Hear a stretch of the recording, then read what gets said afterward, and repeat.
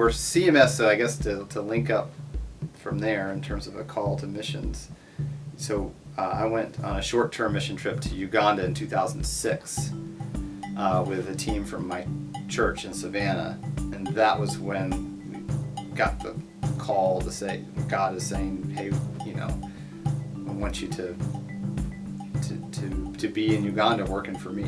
And so then it took about 2 years for that to work out. But our initial mission sending agency was Church Mission Society USA with Jeff Little, who was, I don't think his intention was ever to send missionaries, but he had started CMS USA to be a cross-cultural, to do cross-cultural church plants and to build up cross-cultural churches. But because of what was happening with the Episcopal Church and these different Anglican churches, and there was some flux with mission sending, they were sending missionaries now. So we went as CMS USA missionaries, and then within about a year of our placement in Uganda, CMS missionaries decided they were not going, CMS USA decided they didn't want to be sending missionaries, they wanted to focus back on cross-cultural churches. So then they basically took all their missionaries and said, now you're with SAMS. And SAMS was very gracious as we made the transition. They were very supportive. They understood it was kind of strange in terms of fundraising and things like that. You have these donors and now you're switching mission agencies, and what does that mean? And so they were very supportive, and we've been very happy to be with SAMS. One in particular that definitely comes to mind is a young woman named Lucky, and she was a university student, and she lived behind our house. We had some extra space, and she needed a place to live. She didn't have rent money, and so someone brought her to us and said, could she stay here in this small home that was behind our home? And so we said sure. And so Lucky was there, and we were using the same small house as a schoolroom because I was homeschooling my kids. And so we were in one room, and then there was a door, and she was on the other side with her, her bed and her sort of like a small dorm room.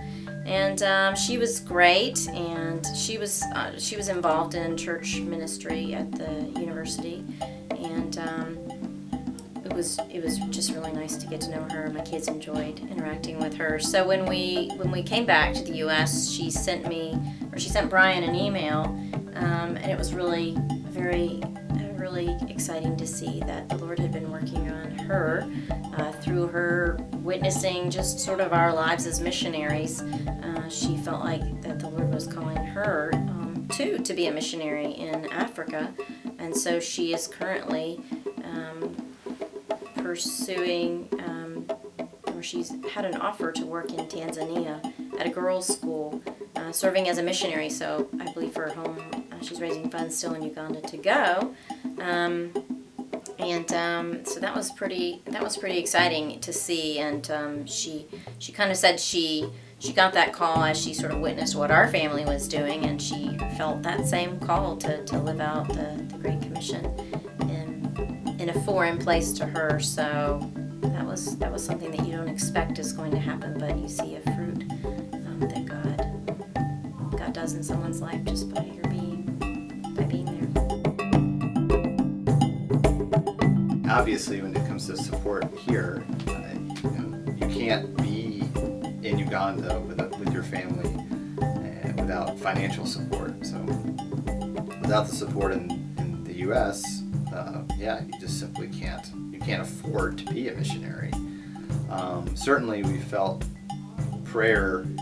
That we have been protected by prayer. We know that people were praying for us when we were in Uganda. We were there for 7 years, and it's not necessarily a safe place, and there could be lots of challenges. And we really felt like we were protected, and that we sensed that the people were praying for us, and it was making a difference. So I think lots of times with missions, you can say, thank you for your prayers and support, and you may feel like the missionary, we really, really want the support, but the prayer is so important as well.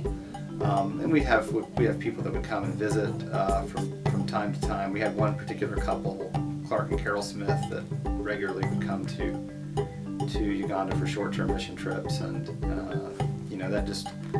that made a real difference. They always made sure to come where we were and spend a few days with us and connect with us, and that was really, it meant a lot to us to get updates of what's going back at home. I mean, you can be on social media and you can be seeing what people are, you can see people trick-or-treating on Facebook and those kind of things, but it's good to be able to sit down and talk to somebody face to face and talk about what's going on. So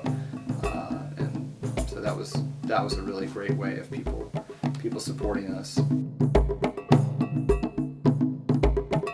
There was a couple that I had never met from Texas that began to support us, and financially, and then a lot of other ways. We had a good friend of ours who was diagnosed with cancer, and he was a boy. He was only about 13 at the time, and they really felt called to support and encourage him and his family as they were going through that sickness, and they sent a lot of care packages and cards and books, and I remember going to their house and just seeing the wall covered in these cards that these people that they had never met, that I had never met, but really felt called to support and encourage that family. And she also sent a lot of books to us that we were then able to share. She would just go to the Christian bookstore and just get a whole box of books, which was not cheap to send to Uganda, but she would send them and just let us give those out as we saw needs. And so that was a really nice way of someone, a stranger really, that supported us and our friends in Uganda. We just want to say thank you to SAMS, to all the people here in the office, as well as those who are supporters of SAMS throughout the country. We couldn't have been doing what we were doing in Uganda without the prayers and the support of the society, and we're really grateful and proud to have been a part of SAMS and to know that they're reaching their 40th anniversary.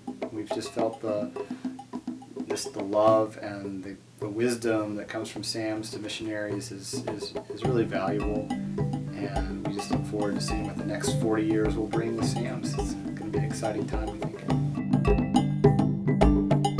As we say in Uganda, you're most welcome to join us at the New Wineskins Conference, April 7th. There's going to be a special dinner celebrating SAM's 40th anniversary. So if you're a missionary, a former missionary, a want-to-be missionary, a missionary lover, supporter, prayer for, we want you there to learn more about SAMS and celebrate 40 years of God's mission here with SAMS USA. Happy 40th anniversary, SAMS USA.